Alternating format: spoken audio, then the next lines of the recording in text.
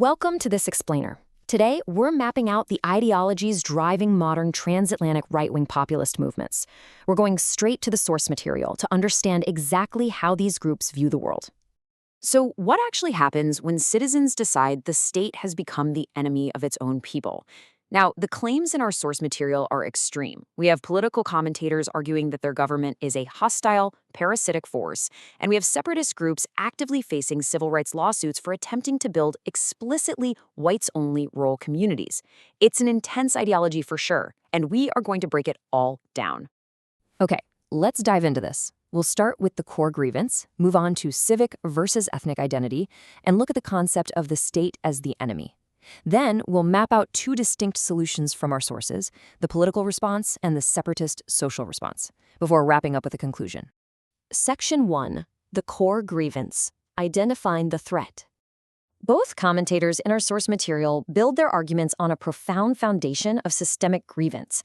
They've identified specific enemies they perceive as threats to their native cultures.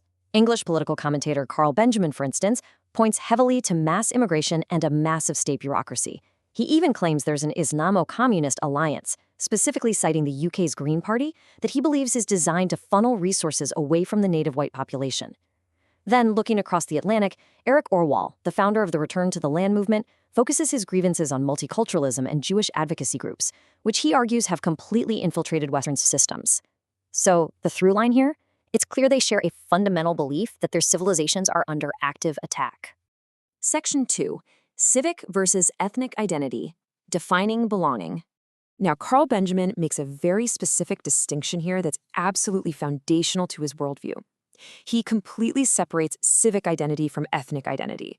He argues that being British is merely a civic identity, a legal and geographic classification that expanded during the Empire and has now become sort of an umbrella term for immigrants. But being English, well, he claims that is an ethnic and tribal identity based entirely on inherited ancestry and parochial values. In his ideology, you literally can't just adopt the values of a culture without sharing its ancestral roots. He firmly asserts that the liberal idea of a universal, easily adopted identity is actually destructive to traditional inherited cultures. Section 3.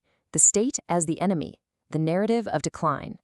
Both sources trace a specific historical timeline of decline to explain how, in their view, societies went from homogenous to oppressive multicultural states. Benjamin argues that during the post-WW II long peace, the West wrongly stigmatized national pride, causing people to just stop feeling like the bearers of their own civilization. And this loss of collective pride, he argues, essentially paved the way for the mid-20th century rise of mass immigration. Fast forward to the late 20th century, and a massive state bureaucracy expanded to enforce these new multicultural norms. All of this brings us to the modern era, the sudden rise of ethno-nationalist pushback against a state that these groups feel has literally stolen their country from right underneath them. Now, what's really interesting about this next point is a single, staggering number, 45%. Benjamin claims that the UK government currently spends about 45% of the country's entire GDP. And for him, this isn't just some boring economic statistic. No, it's undeniable proof that the state has become a self-justifying parasitic bureaucracy. He argues that this massive apparatus exists solely to enforce a liberal, multicultural order that privileges minorities over the native population, completely ignoring the will of the actual English people. Section 4. The political response, reclaiming the system. So what's their solution? Well, Carl Benjamin advocates for radical political change through third parties, specifically throwing his weight behind a group called Restore Britain. He completely rejects the mainstream political consensus of both the Conservative and Labour parties. Just look at this direct quote. He states flatly, "Millions of people who shouldn't be here must go." He champions a policy of remigration, which essentially means deporting large portions of the immigrant population, because he firmly believes the political system must explicitly and exclusively serve the demographics of the native people of the land. Section 5. The separatist social response, withdrawing completely. And this brilliantly illustrates the strategic divide within modern transatlantic ethno-nationalism. While Carl Benjamin's strategy is political, trying to use populist parties like Restore Britain to reclaim the state from the top down, Eric Orwell promotes a completely different approach: social separatism. He advocates for abandoning the mainstream system entirely, just packing up and returning to the land to build parallel, entirely exclusive societies. Orwald describes his Return to the Land, or RTTL, movement with explicitly racially charged aims. As he puts it, it is a European heritage brotherhood around the world. He claims his group is building private, intentional communities in the US and Europe. The focus is on homesteading and rural living, but it's strictly, unapologetically organized around shared white European ancestry.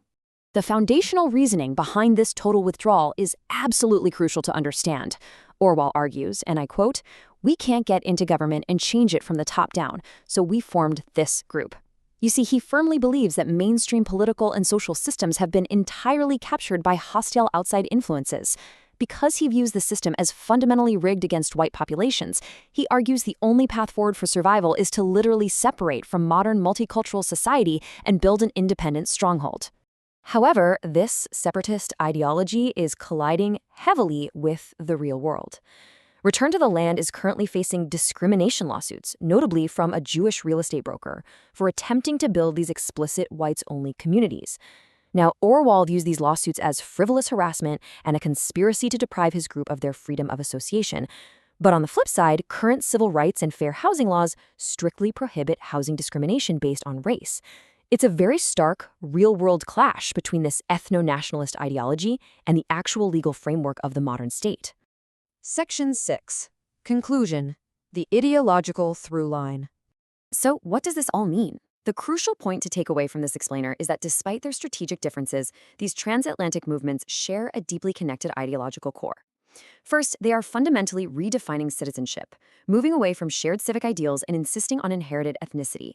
Second, they firmly view the modern state and its massive bureaucracy not as a protector, but as an oppressive enemy enforcing globalism against their will. And finally, they are actively pursuing parallel structures, whether that's through radical third-party remigration politics or entirely separate, racially exclusive rural brotherhoods. Which leaves us with this final provocative thought to ponder, based on the source material we've just unpacked. How will the rise of parallel societies and heavily polarized political factions ultimately impact the future of Western democracies? Think about it. If segments of the population actively withdraw from a shared civic identity, whether socially or politically, what happens to the overall social fabric of the nation? It's a complex, highly consequential reality. Thank you so much for joining me for this explainer today. Keep learning, keep analyzing, and I'll see you in the next one.